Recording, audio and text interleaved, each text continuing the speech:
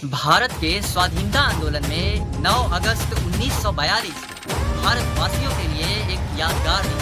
Gwalior tank मैदान, जिसे अगस्त क्रांति मैदान के नाम से भी जानते हैं, गांधी जी ने वहां रैली को संबोधित करते हुए एक नारा दिया, करो या मरो अंग्रेजों भारत छोड़ो। गांधी जी की गिरफ्तारी के बाद आजादी का आंदोलन हिंसा और तोड़ फोड़ में तब्दील हो गया। लोगों के हुजूम को देखते हुए पुलिस ने लगातार 149 राउंड गोलियां चलाई, जिसमें से मौके पर 13 लोग शहीद हुए।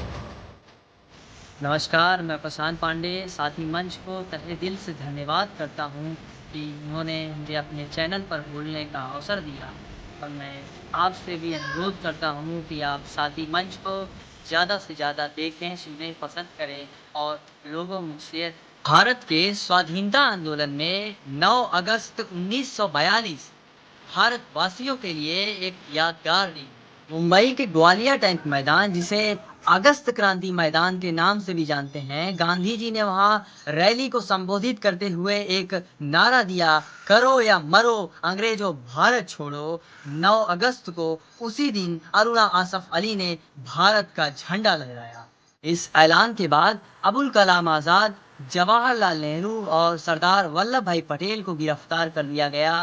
पूरे देश में बड़े पैमाने पर लोगों की गिरफ्तारी होने लगी। गांधी जी की गिरफ्तारी के बाद आजादी का आंदोलन हिंसा और तोड़फोड़ में तब्दील हो गया। अंग्रेजी शासन के खिलाफ लोगों का गुस्सा सातवें आसमान पर चला गया और देश भर में करो या मरो अंग्रेजों भारत छोड़ो का नारा गूंजने लगा।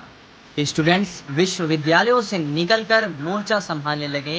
इलाहाबाद यूनिवर्सिटी के स्टूडेंट्स अपनी पढ़ाई छोड़कर जंगे आज़ादी के लिए अपनी भूमिका निभाने लगे। पूर्वांचल में खासकर बनारस, गाजीपुर, बलिया, देवरिया और आजमगढ़ में करो या मरो का नारा तेजी से फैला। खास तौर पर आजमगढ़ जिला 1857 की क्रांति से गहरा लगाव रखता है। मेरठ की उठी लहर से आजमगढ़ जिला काफी प्रभावित रहा। कुल 81 दिनों तक यहाँ के स्वतंत्रता सेनानियों ने आजमगढ़ को कंपनी राज से आजाद कराकर एक नया इतिहास रचा था। वीर कुंवर सिंह जैसे लोग आजमगढ़ को अपना केंद्र बनाकर लड़ते हुए शहीद हो गए। इस स्ट्रगल का मेन केंद्र मंदुरी, अतरौलिया, कोयलसा के साथ जिले के अन्य स्थान भी थे। सन 1857 के बाद भारत में कांग्रेस पार्टी, मुस्लिम लीग और हिंदू महासभा की बुनियाद पड़ी। 1925 में कानपुर में सीपीआई यानी कम्युनिस्ट पार्टी ऑफ इंडिया और नागपुर में आरएसएस की बुनियाद। सन 1919 से लेकर 1947 तक भारत में आज़ादी की लड़ाई के साथ ही राजनैतिक दलों की विचारधारा। आइए देखते हैं आजमगढ़ में घटी 1942 की कुछ घटनाओं।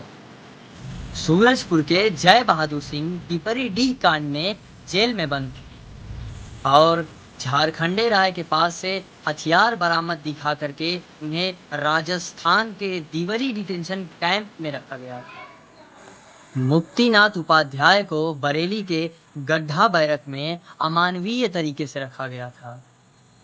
उस समय सीताराम अस्थाना, स्वामी सत्यानंद, उमराव सिंह, विश्राम राय, शिवराम राय जैसे लोकप्रिय नेता थे। जो कुछ लोग जेल में बंद थे और कुछ लोग भूमिगत होकर देश की आज़ादी में शामिल थे। आज़ादी मिलने के बाद झारखंडे राय और Jai Bahadur Singh communist party of India से मेंबर ऑफ पार्लियामेंट बने। 1942 में अंग्रेजों के खिलाफ जो स्ट्रगल चल रहा था, उसका बड़ा असर आजमगढ़ जिले पर पड़ा।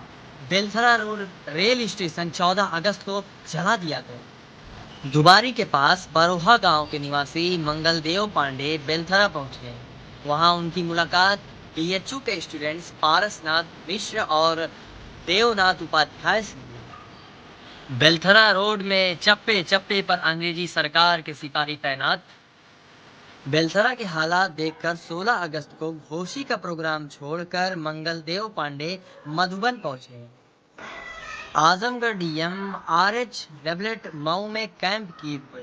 मधुबन थाने पर जनता द्वारा कुछ किए जाने की इंटेलिजेंस रिपोर्ट्स पर डीएम मधुबन थाने पहुंच गए। मधुबन थाने के आसपास मंगलदेव पांडे और राम वृक्ष चौबे के साथ भारी भीड़ जमा थी।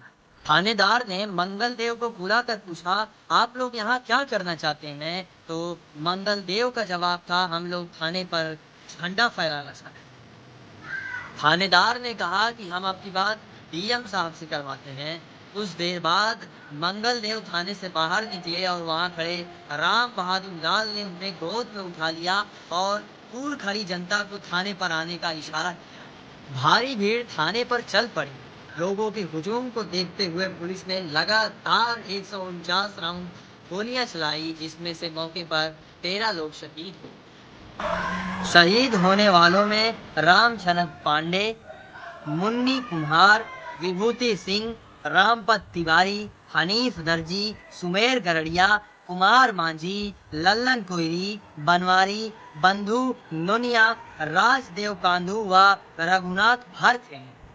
इन नामों से आसानी से समझा जा सकता है कि आज़ादी के लड़ाई में दलित, पिछड़ा, मजदूर, किसान व आम आदमी शहीद होने के लिए कतार में शामिल।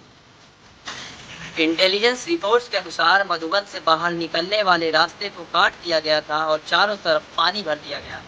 डीएम को पता चला कि इंदारा में जनता रेल पटरी उखाड़ रही है, तो इस आंदोलन को गंभीरता से देखते हुए डीएम ने पुलिस को कड़ी हिदायत दिया कि गोली ना चलाए। इंदारा में जनता पुलिस की गाड़ी देखकर भागने लगी। डिप्टी एसपी कोमल सिंह ने फिर से गोली चला दी, जिसमें कांग्रेसी नेता हरिहर मारे गए। एक मजदूर महिला मजदूरी करके अपने 2 साल के बच्चे को कंधे पर बिठाकर घर जा रही थी। कोमल सिंह की गोली उस मां के कंधे पर बैठे बच्चे को लगी और बच्चा वहीं पर ढेर हो गया। चारों तरफ अफरा तफरी और मातम फैला हुआ था। उसके बाद भी जनता देश प्रेम में मर मिटने को तैयार। जिले की दूसरी बड़ी घटना लालगंज तहसील के तरवा थाना कांड के रूप में जानी जाती है। 17 अगस्त 1942 को नाग पंचमी के दिन दुभाव मंदिर पर मेला लगा हुआ था। वहीं दूसरी तरफ तेज बहादुर सिंह तरवा थाना फूकने की योजना बना थे। सभी साथी 18 अगस्त 1942 के दिन 10 बजे तरवा थाना पहुंचे। वहां से घंटा घड़ियां बजाते हुए तरवा थाना को घेर लिया। थानेदार बंदूकें ताने अपने सैनिकों के साथ खड़ा था। लोगों का बड़ा काफिला देखकर उसकी हिम्मत गोली चलाने की नहीं हुई। थानेदार ने पूछा कि आप क्या चाहते हैं? तो तेज बहादुर सिंह ने कहा कि सबसे पहले अपना पूरा हथियार हमें दे दो, उसके बाद हम तरवा थाना फूकेंगे। दारोगा ने कहा, फिर हमारे परिवार का क्या होगा? तो तेज बहादुर सिंह मानवीय संवेदना दिखाते हुए उसके पूरे परिवार को अपने किसी रिश्तेदार के घर में भिजवा दिया। पुलिस कर्मियों को एक कमरे में बंद करके पूरे थाने को फूंक दिया गया और उसके बाद डाक खाना भी जला दिया गया। पूरे 15 दिन तक वो एरिया अंग्रेजी शासन से मुक्त रहा। स्वतंत्रता सेनानी तेज बहादुर सिंह को जेल में रखकर कड़ी यातनाएं दी गई। 1942 में तरवा थाना और फुरासन रोड रेल स्टेशन में तेज बहादुर सिंह की अहम भूमिका थी। आज़ादी मिलने के बाद Tej Bahadur Singh communist party of India में शामिल हो गए, जो बाद में चलकर विधानसभा के सदस्य चुने। महान क्रांतिकारी सीपीआई नेता के साथ ही एक कुशल अधिवक्ता के रूप में कॉमरेड तेज बहादुर सिंह अपने जनपद में आज भी उसी आदर और सम्मान के साथ याद किए जाते हैं।